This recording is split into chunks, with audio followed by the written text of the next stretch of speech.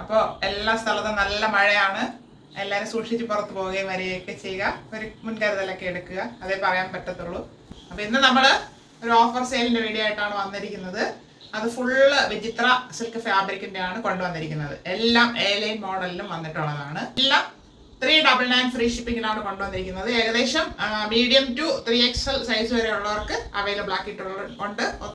ഒരു കാര്യം പറയാനുള്ളത്, കഴിഞ്ഞ സാറ്റർഡേ നമ്മൾ വീഡിയോ ഇട്ട് കഴിഞ്ഞപ്പോഴത്തേക്കും ഫോണ് ഒന്ന് കംപ്ലൈന്റ് ആയി.